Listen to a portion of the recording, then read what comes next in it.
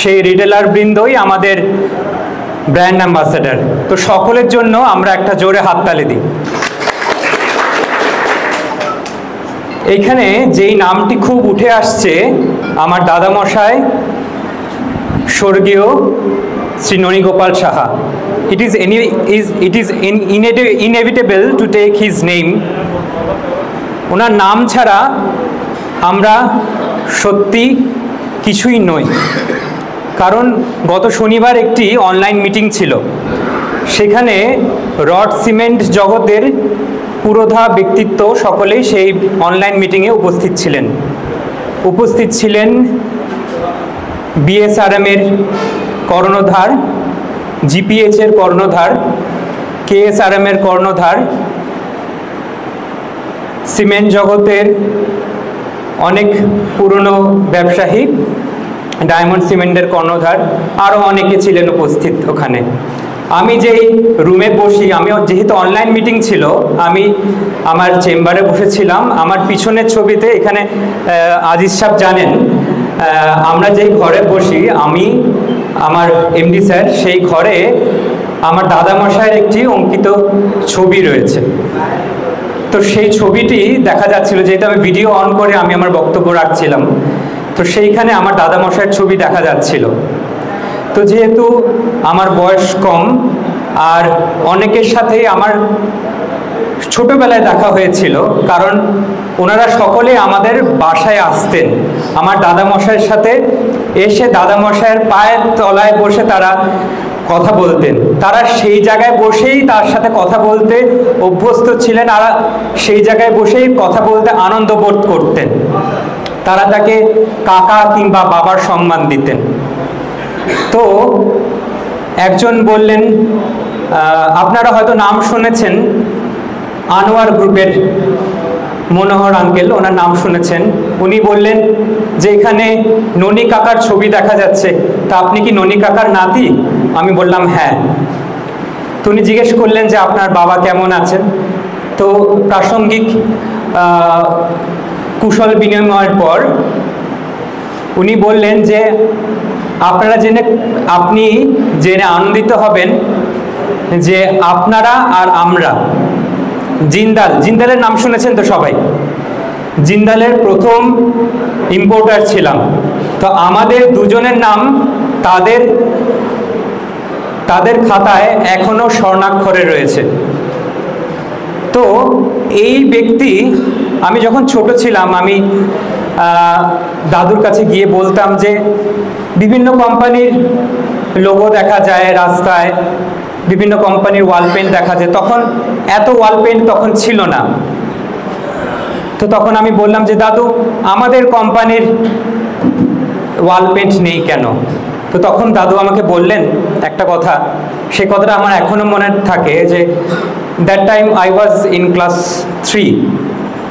তখন উনি আমাকে বললেন যে দেখো, তুমি যদি তোমার প্রোডাক্টের গুণগত মান সব থেকে ভালো দাও, সেটাই তোমার আসল ব্র্যান্ডিং। কারণ তুমি যদি তোমার মাল সব থেকে ভালো দাও, তোমার কাস্টমার কিংবা তোমার থেকে যারা মাল ক্রয় করে, তারা যদি তোমার থেকে গুণগত মান দিক থেকে নিশ্চিত থাকে, তারাই তোমার মাল চেয়ে নেবে। আমি সেইটাকেই এখনো বহন করে চলেছে আমাদের এমডি স্যার, শ্রদ্ধেয় শ্রী অসিত কুমার সাহা মহোদয়, তার শিক্ষায় এখন আমাদের পাথেয়। কিন্তু যুগের পরিবর্তন ঘটেছে। একটি কথা আপনারা সবাই জানেন, প্রচারই প্রসার, তাই তো? তো সেই কারণে আমাকেও কিংবা আমাদের কোম্পানিকেও সেই পথে নামতে হয়েছে। আপনারা দেখবেন বিভিন্ন কোম্পানি আপনার ঢাকা থেকে এসে আপনাদেরকে প্রলোভন দেখাবে, হয়তো প্রলোভন দেখাচ্ছেও। আমি যখন মার্কেটে গেছি, আপনাদের সাথে কথা বলেছি, আপনারা আপনাদের অভিজ্ঞতা আমার সাথে শেয়ার করেছেন। এখানে অনেকেই আছেন চেনা জানা মুখ, আমার চেনা জানা মুখ লাগছে, কারণ অনেকের কাছে গেছি, কারো কাছে হয়তো যায়নি। ভবিষ্যতে ঈশ্বর করলে আমি অবশ্যই তাদের কাছে যাব। কিন্তু আমি এইটি বলবো যে প্রলোভনে পা দেবেন না, কারণ তারা হয়তো আপনাকে দামের একটু সুবিধা করে দেবে। দামের সুবিধা করে দিলে আপনি কি তার থেকে সঠিক মাল পাচ্ছেন, সঠিক গুণগত মাল কি তার থেকে পাচ্ছেন, সেই কৈফিয়ত কি আপনি কোম্পানি থেকে নিচ্ছেন, সেটা কিন্তু আপনাকে বুঝে নিতে হবে। কারণ কোম্পানি আপনাকে কম দামে মাল দিবে, হয়তো কম দামে মাল দেবে, তারপর আরও বিভিন্ন গাড়ির সাথে বিভিন্ন রকমের চাল ডাল আরও কিছু, হ্যাঁ, এরপরে পারলে হয়তো মাংস মাছ ইত্যাদিও দেওয়া শুরু করতে পারে। কিন্তু সেসব প্রলোভনে পা দেবেন না। কারণ আমি বলবো, কারণ আমাকে যখন আমরা 2023 এর অক্টোবর থেকে দেওয়া শুরু করছি, তাই তো এইসব দেওয়া শুরু করেছি, তখন আমার এমডি স্যার আমাকে বললেন যে এ যাবৎ 40 বছর ধরে আমি ব্যবসা করছি, এরকম কোথাও আমি দেখিনি যে চাল ডাল দিয়ে ব্যবসা করতে হচ্ছে। কিন্তু এখন কিছু করার নেই, আমি তাকে বাধ্য করলাম দেওয়ার। কারণ এখানে যখন অন্যান্য কোম্পানি দিচ্ছে, আমাকেও দিতে হবে, কারণ we have to exist in market. তাই আমিও দেওয়া শুরু করলাম। কিন্তু দেখা যাচ্ছে যে অন্য কোম্পানি এই অসুস্থ প্রতিযোগিতায় এসে আরও দেওয়া শুরু করেছে। কিন্তু এই আরও দেওয়া, আরোর কোনো শেষ নাই, আরোর কোনো শেষ নাই। তাই আরোর পাওয়ার চেষ্টা বৃথা। তাই তা আমি বলবো যে ওই প্রলোভনে পা না দিয়ে আপনি এনজিএস এর গুণগত মান পরীক্ষা করে দেখবেন।